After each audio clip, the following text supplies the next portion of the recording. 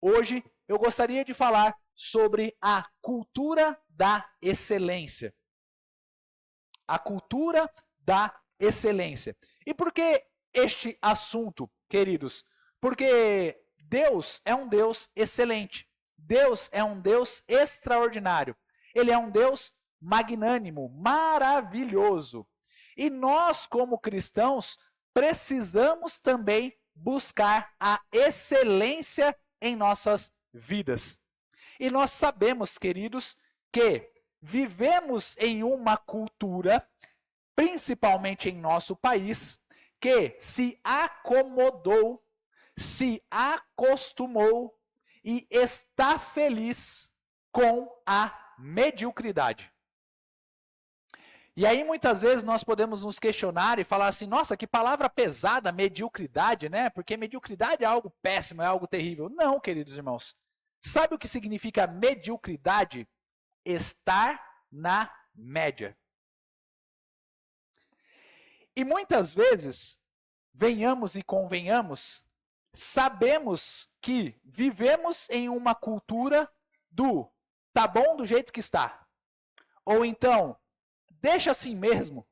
Ou então, eu vou fazer de qualquer jeito. Eu vou fazer de qualquer forma, porque já estou fazendo mesmo, tá bom assim, né? E muitas vezes, isso também se aplica em nossas vidas cristãs. Quando nós vamos entregar as coisas para Deus. Não só em nossa cultura, mas nós percebemos que isso também aconteceu com o povo judeu, diante do gasofilácio. Porque eles estavam entregando apenas aquilo que lhes restava. Eles não estavam entregando o seu melhor.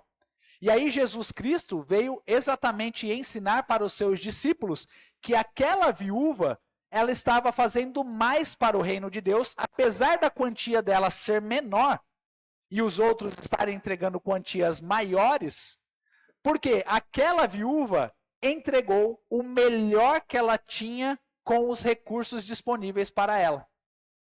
Então, nós aprendemos, queridos irmãos, que de acordo com o reino de Deus, excelência significa fazer o seu melhor com os recursos que já lhe estão disponíveis.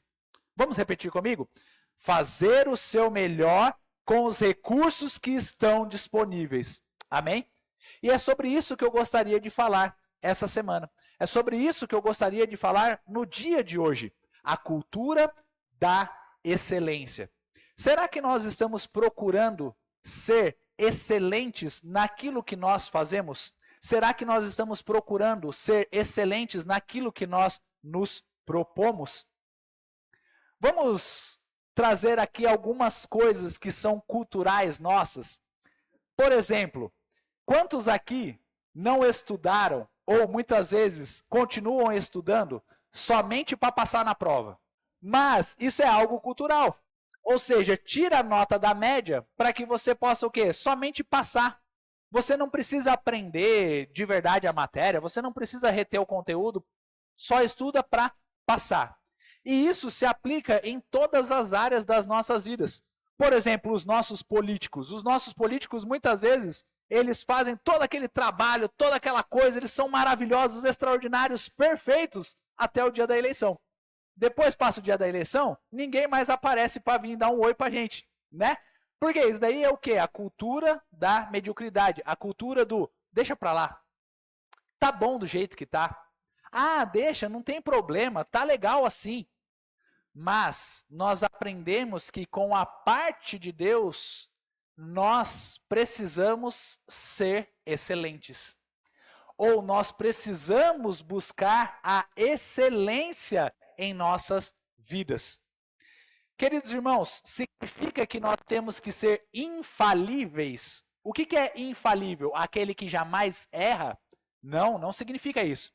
Mas significa que, se você pode fazer o seu melhor, faça o seu melhor. Mas por que temos que fazer isso?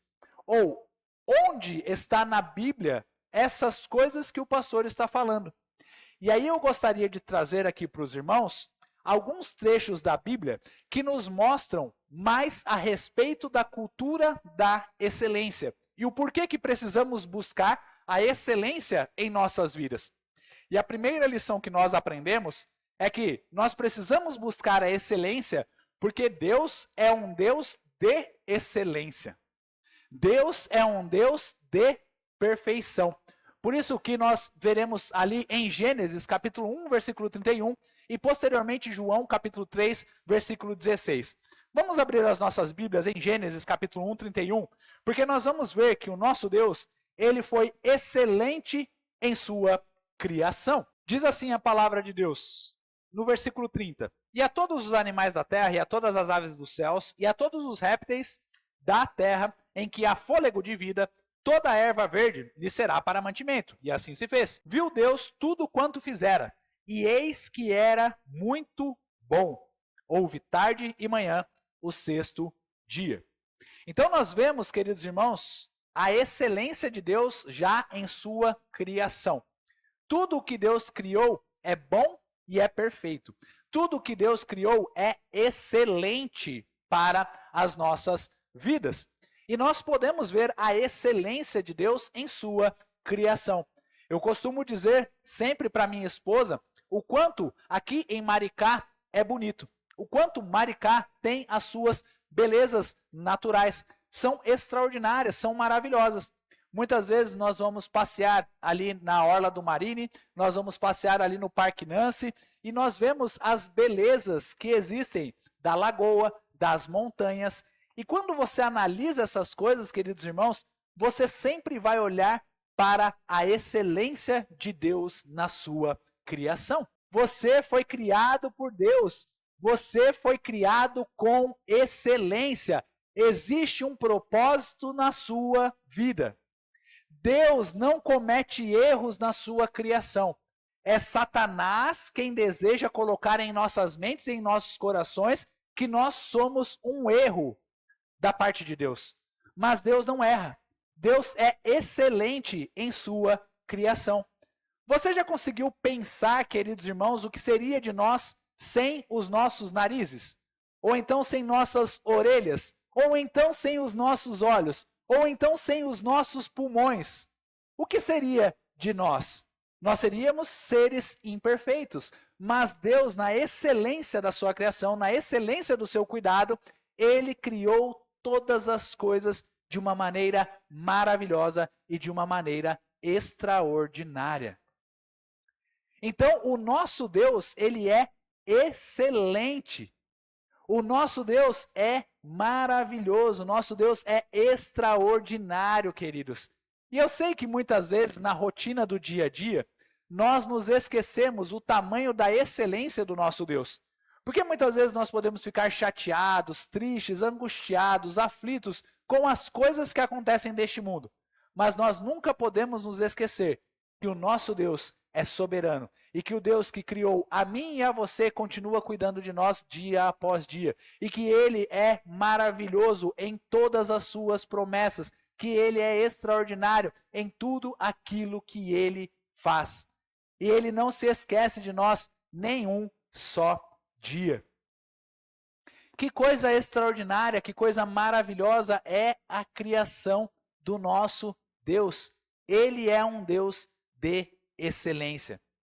Mas Deus não é excelente apenas em sua criação. Deus é excelente também em suas ofertas. Deus é excelente naquilo que Ele nos entrega. Deus é excelente naquilo que Ele nos dá, dia após dia. O Senhor Jesus Cristo nos disse que o nosso dever não era buscar as coisas deste mundo. O nosso dever era buscar as coisas de Deus, ou buscar o reino de Deus e a sua justiça. E as demais coisas nos seriam acrescentadas. E Deus acrescenta em nossas vidas. Deus é excelente em tudo aquilo que Ele dá para nós, queridos irmãos. Porque nós podemos dizer tranquilamente que Deus tem nos guardado.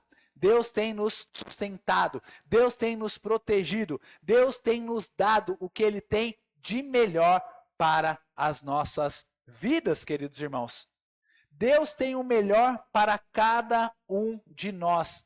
E eu posso dizer, como testemunha em minha vida, que Deus tem sido excelente naquilo que Ele tem me dado. Eu tenho uma esposa maravilhosa, extraordinária, excelente da parte de Deus para a minha vida, e eu a amo.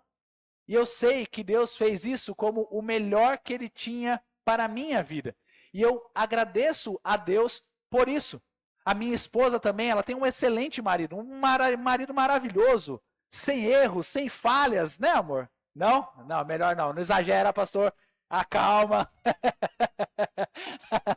Amém, queridos irmãos? Mas assim Deus é conosco e nós podemos depositar a nossa confiança nele, porque Deus sempre faz o melhor para cada um de nós. Mas a melhor oferta que Deus deu foi o quê? O seu Filho Jesus. Tão excelente era a oferta de Deus que a Bíblia nos diz em João capítulo 3, versículo 16. Porque Deus amou ao mundo de tal maneira que deu o seu Filho unigênito. E você sabe o que significa unigênito, querido irmão, querida irmã? Algo que não dá para se repetir ou se copiar. Então, Jesus Cristo é a melhor oferta que Deus poderia nos oferecer. Porque é o Filho unigênito, único, incomparável, igual a Ele não há.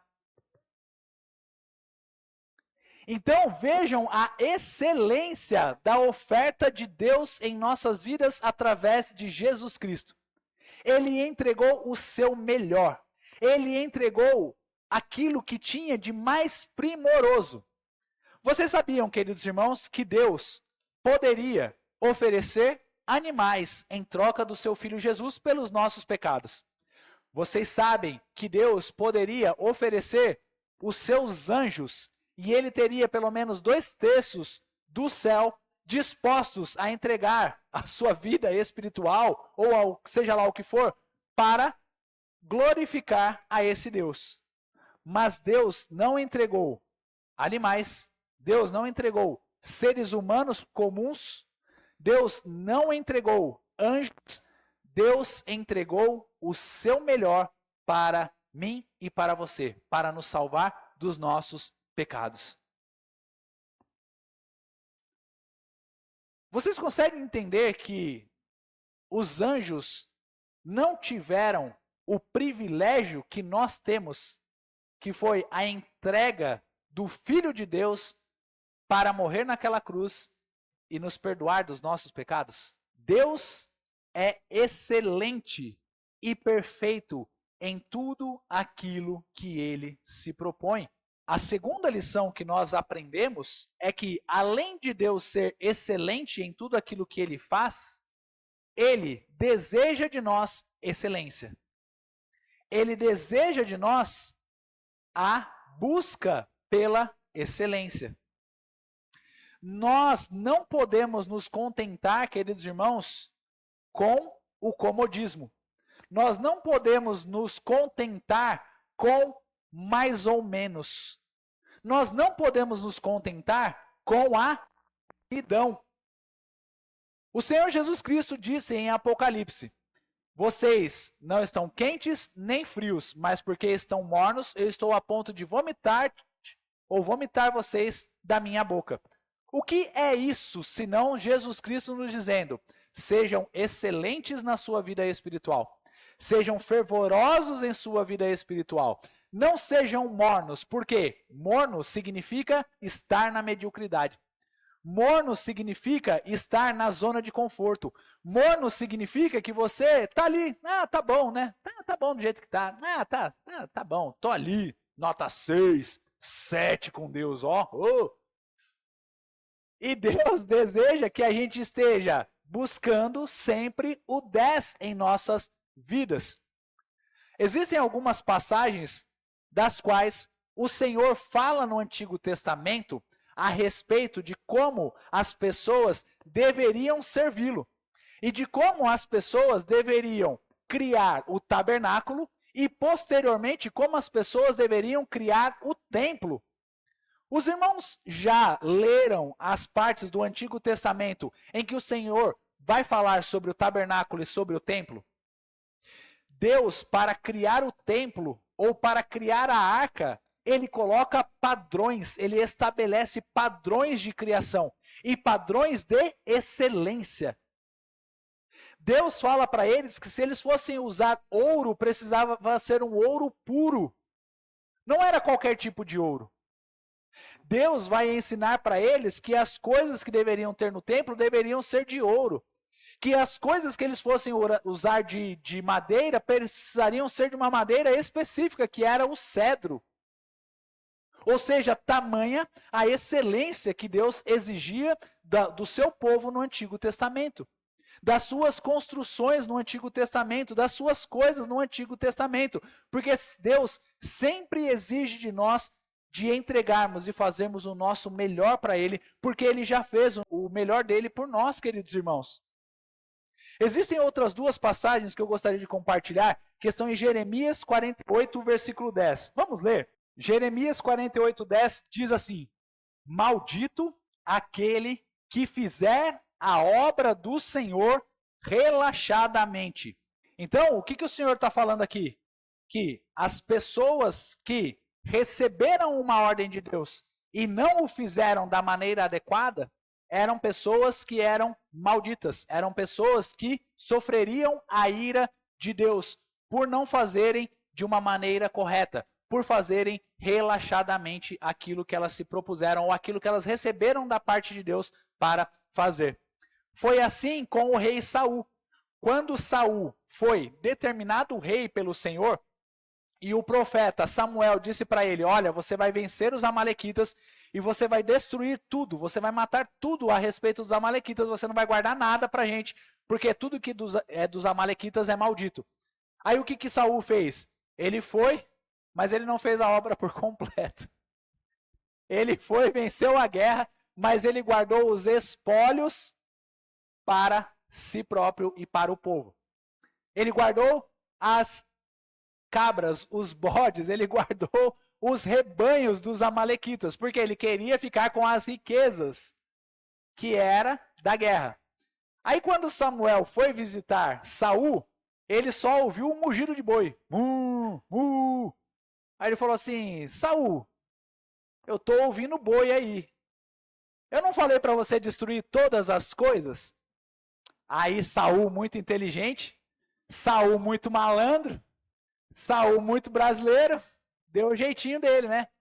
Então, Samuel, é que eu queria oferecer a Deus essas coisas. Por isso que eu não sacrifiquei. Aí Samuel falou assim: ah, comigo não. Comigo não, você vai jogar essa, né, para cima de mim? Saul, eis que te digo, é melhor obedecer do que sacrificar. Porque Deus pediu para você fazer algo e você fez de uma maneira relaxada. Por isso, o reinado não está mais sobre você. Deus se desagradou de você e Deus passará o reinado para uma outra pessoa. Então, queridos irmãos, é falsa aquela ideia de que nós podemos servir, adorar a Deus de qualquer maneira. É falsa a ideia de que Deus não se importa com as nossas vidas.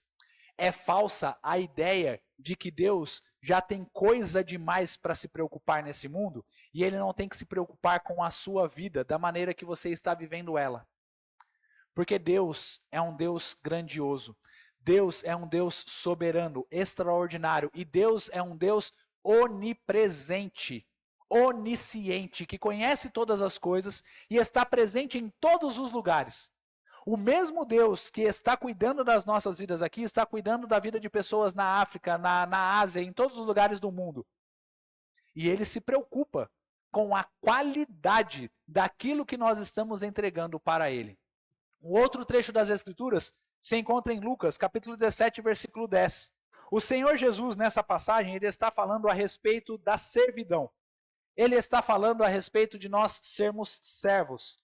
E ele diz ali desde o versículo 7, Qual de vós, tendo um servo ocupado na lavoura ou em guardar o gado, lhe dirá quando ele voltar do campo: vem já e põe-te à mesa? E que antes não lhe diga: prepara-me a ceia, cinge-te e serve-me, enquanto eu como e bebo. Depois comerás tu e beberás? Porventura terá de agradecer ao servo, porque este fez o que lhe havia ordenado? Assim também vós, depois de haverdes feito quanto vos foi ordenado, dizei: somos servos inúteis, porque fizemos apenas o que devíamos fazer. Jesus Cristo está dizendo aos discípulos o seguinte: se alguém te pedir para fazer alguma coisa, e principalmente se for algo de Deus, ou se for Deus lhe pedindo para fazer algo, não ache que você está fazendo algo extraordinário porque você fez apenas aquilo que lhe ordenaram fazer. Você tem que, pelo contrário, olhar para você e falar assim: eu sou um servo inútil, porque eu fiz apenas aquilo que me foi ordenado. Eu deveria fazer além daquilo que me foi ordenado. Poxa vida, pastor, é mesmo? Quando o Senhor Jesus Cristo falou a respeito da milha que os romanos poderiam exigir dos judeus de carregarem os seus instrumentos militares, o Senhor Jesus Cristo estava dizendo o seguinte: quando pedirem para você andar 1 milha, você andará a 2ª milha, porque vocês são os meus servos, e eu exijo de vocês a excelência, eu exijo de vocês fazerem mais daquilo que lhe pediram. Porque assim vocês serão conhecidos como meus servos, como meus discípulos, como meus amigos, como meus filhos. Porque eu sou um Deus excelente, as pessoas conhecerão a minha excelência através de vocês. É por isso, queridos irmãos, que nós temos que perdoar, mesmo quando as pessoas não merecem o nosso perdão. É por isso que nós temos que fazer mais, mesmo quando as pessoas não merecem o nosso algo a mais para ser feito. É por isso, queridos irmãos, que nós precisamos ter um nível de moralidade e santidade maior do que o mundo exige de nós. Porque nós não somos mais deste mundo, nós somos peregrinos e nós somos cidadãos dos céus. Ainda na terra, mas por um breve momento, porque Jesus Cristo voltará para nos buscar. E como tem sido a nossa vida de excelência? Como tem sido a nossa vida de adoração? Como tem sido a nossa vida cristã? O Senhor Jesus contou uma parábola certa vez das 10 virgens. 5 eram prudentes e 5 eram imprudentes. Porque 5 fizeram o seu trabalho e, além de fazerem o seu trabalho, de terem o quê? Óleo na candeia para queimar antes do noivo chegar, elas trabalharam com excelência porque elas compraram o óleo para depois do noivo chegar. Elas tinham óleo ainda para queimar. Agora, as 5 virgens imprudentes, o que elas fizeram? Elas fizeram o seu trabalho relaxadamente. Porque elas compraram somente para antes do noivo chegar. E aí aquele óleo não durou, aquele óleo não teve mais para queimar. E o que aconteceu? O noivo chegou. E as imprudentes, aquelas que fizeram de qualquer maneira, elas não tinham para o encontro com o noivo óleo para queimar.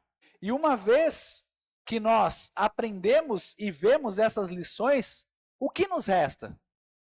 O que resta para sabermos em nossas vidas?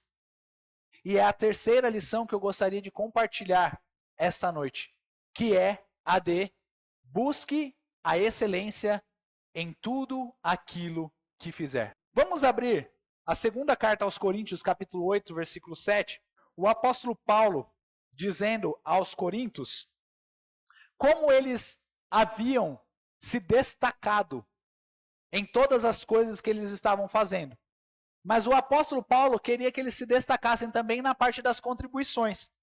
E aí ele diz assim, ó, como porém em tudo manifestais superabundância. Alguns outros textos ou algumas outras traduções vai nos orientar, vai nos dizer a respeito de como vocês têm se destacado, como vocês têm sido destaque em tudo aquilo que vocês estão fazendo. Aqui na ARA, que é a Almeida Revista Atualizada, ele vai falar a respeito da superabundância, que significa o quê? Vocês estão sendo superabundantes, vocês estão se destacando em tudo aquilo que vocês estão fazendo com relação à fé de vocês. E aí ele fala assim, ó, como porém em tudo manifestais superabundância, tanto na fé e na palavra, como no saber, em todo cuidado, em nosso amor para convosco.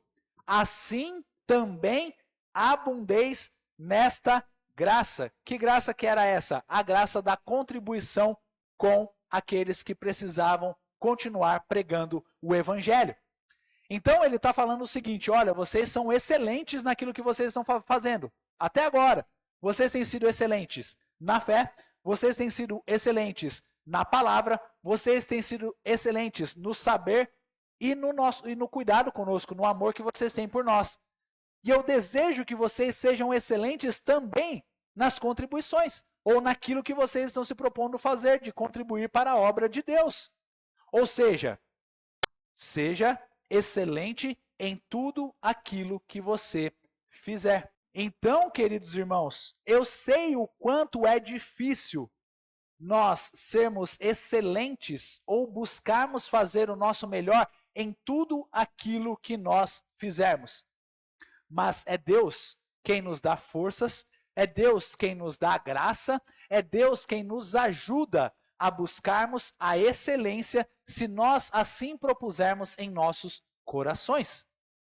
Mas uma coisa que não pode existir em nós é a alegria com o mal feito. É a alegria com o tanto faz. A alegria com o mais ou menos. A alegria com a mornidão. Porque Deus deseja que sejamos excelentes. Deus deseja que façamos mais. Deus deseja que nos entreguemos mais para a obra dele. Deus deseja que nos aperfeiçoemos. Vocês se lembram daquela passagem em que Deus, ou que Jesus está falando a respeito da parábola dos talentos? A um eu dei 5, ele multiplicou mais 5, muito bom. A outro eu dei 2, ele multiplicou mais 2, muito bom. A outro eu dei 1, e esse 1 escondeu. Este falou, tá bom, eu sei que ele é exigente, eu sei que ele quer excelência, eu vou esconder para que eu não perca este 1. E aí o que Deus falou? Ou o que o Senhor falou para o seu servo? Servo mau, servo inútil. Por quê? Você não multiplicou o que eu te dei, você escondeu. Na visão daquele servo, na mente daquele servo, ele estava fazendo um bom trabalho, porque ele falou assim, eu vou esconder, eu vou guardar, eu vou poupar. Mas na visão do Senhor, era, você só fez aquilo que lhe era cabível. Por que você não entregou para o banco? Porque pelo menos no banco me entregaria com juros e eu receberia mais pelo seu talento. Queridos irmãos, não é mais tempo de ficarmos felizes e alegres com a mediocridade. Não é mais tempo de ficarmos felizes e alegres com o mais ou menos, com o tá bom. Porque Deus nos deu talentos, dons e a sua graça para sermos excelentes em tudo aquilo que nos propusemos a fazer, ou em tudo aquilo que Deus entregou em nossas vidas. No seu trabalho, procure ser um funcionário excelente. No seu empreendedorismo, procure ser um empreendedor excelente. Em seu casamento, procure ser um marido, uma esposa excelente. No seu relacionamento com seus pais, procure ser um filho excelente. No relacionamento com seus filhos, procure ser um pai, uma mãe excelente. Nos seus estudos, procure ser um aluno excelente. Porque é isso o que Deus deseja de nós, dia após dia. E aí os irmãos podem vir com aquela resposta maravilhosa, extraordinária, que aí vocês quebram o pastor e falam assim, pastor, eu até tenho o desejo de ser uma mãe excelente, mas meus filhos não contribuem. Você pode falar assim, pastor, eu tenho o desejo de ser uma esposa excelente, mas meu marido, pastor, você não conhece o traste que eu tenho lá em casa, pastor. Que coisa terrível, pastor, eu não aguento mais, eu não suporto mais. Você pode até pensar, pastor, eu quero muito estudar, pastor, eu quero ser um aluno excelente, mas o meu professor, que coisa terrível que ele é. E aí, nos fica a mensagem de Colossenses capítulo 3, versículo 23. Vamos dar uma olhada? Colossenses 3, 23 e 24. Diz assim a palavra do Senhor. Tudo quanto fizerdes, fazei-o de todo o coração, como para o Senhor, e não para homens, cientes de que recebereis do Senhor a recompensa da herança. A Cristo, o Senhor, é que estais servindo. Então, queridos irmãos, qual é o contexto dessa passagem? O apóstolo Paulo estava falando para aqueles que estavam em julgo de escravidão. Eles estavam vivendo em julgo de escravidão, escravidão mesmo. Tá? Então, eles eram servos, eles estavam como escravos. E aí o apóstolo Paulo vem falando para os senhores, para os servos, para os maridos, para as esposas, para os filhos, para os pais, que tudo quanto nós fizermos, nós não devemos fazer como para os homens, mas para Deus. Porque é a Cristo que nós estamos servindo. Então, quando eu procuro fazer a excelência, ou eu procuro a excelência na minha vida, servir com excelência, fazer com excelência, não é para agradar os homens, mas para agradar primeiramente a Cristo. Então, quando eu procuro ser um marido excelente para minha esposa, ainda que em muitos momentos eu não consiga, e eu falhe miseravelmente em muitos deles, eu não procuro ser um marido excelente para minha esposa, primeiramente. Eu procuro ser um marido excelente porque Cristo me manda ser um marido excelente. Quando eu procuro fazer algo para alguém lá fora, eu não procuro fazer porque alguém lá fora mereça, mas é porque Cristo merece a minha excelência. Quando eu procuro perdoar uma pessoa, eu não perdoo porque aquela pessoa merece ou deixa de merecer. Eu perdoo porque Cristo já me perdoou e Ele me ordena perdoar. Então, queridos irmãos, tudo quanto nós fizermos em nossas vidas, a nossa mentalidade não tem que ser para as coisas deste mundo ou para as pessoas deste mundo, mas para Cristo, que é digno de todo louvor e de toda adoração em nossas vidas. Quando nós estamos vindo aqui na igreja, o nosso primeiro desejo de estarmos aqui não é pelos irmãos, não é pelo pastor, não é pela música, não é por nada além de Cristo. As demais coisas são legais, são maravilhosas, são extraordinárias, são muito boas. Mas antes de tudo, o meu coração tem que estar aqui pela causa de Cristo.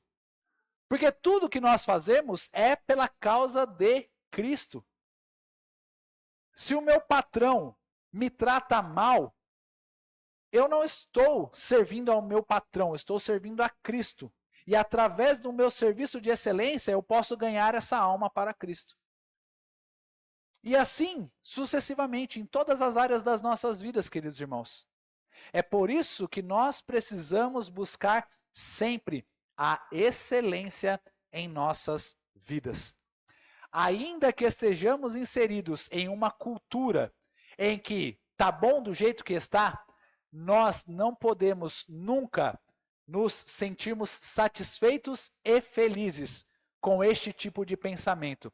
E nós precisamos sempre buscar a excelência, a cultura da excelência em nossas vidas. Porque, como eu já disse, através da excelência, nós refletimos a glória de Deus.